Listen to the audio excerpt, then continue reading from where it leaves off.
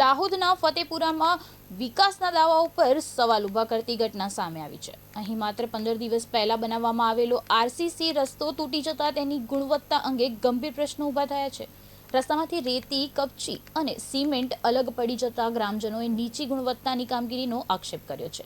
ગ્રામજનોનું કહેવું છે કે નિર્માણ દરમિયાન પણ વારંવાર રજૂઆતો કરવા છતાં તંત્રએ કોઈ કાર્યવાહી કરી નહોતી અને હવે રસ્તાની હાલત જોઈ સમગ્ર વિસ્તારમાં ભારે રોષ અને ચર્ચા જોવા મળી રહી છે। અગાઉ જે રસ્તો બન્યો હતો ત્યારે મેં આ સરકારી તંત્રને ધ્યાનમાં દોર્યું હતું કે આ કાચું મટીરિયલ વાપરે છે, ત્યાર છતાં તદુપરાંત આ લોકોએ રસ્તો બનાવી દીધો છે ને હવે આ રસ્તાની હાલત એવી છે કે કાંકરી, કપચી, રેતી, સિમેન્ટ બધું રસ્તાનું ધોવાઈને બહાર આવી ગયું છે, પણ કોઈ ધ્યાન દોરતું નથી। અમારે અહીંના વોર્ડના લોકોની એવી રજૂઆત છે કે આ રસ્તો નવેસરથી પૂર્ણ બનવો જોઈએ ને સરકારના જે ધારાધોરણ મુજબ જે પ્રમાણેનો એસ્ટિમેટ પાસ થયેલો હોય એ કાયદેસરની દેખીતી રીતે જે લોકોની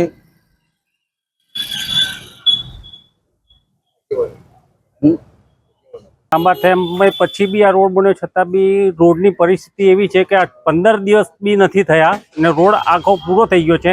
હજુ વરસાદ તો પૂરો પડ્યો નથી ને વરસાદ પૂરો વ્યવસ્થિત પડશે તો શું થશે એ વિચાર કરવાની વસ્તુ છે કે આ પંચાયત દ્વારા બનાવવામાં આવેલો છે રોડ કેવો છે, જાતે આવીને તપાસ કરો ખબર પડે કઈ રીતનું છે એમ કે કોઈને કોઈ પડેલી નથી એવું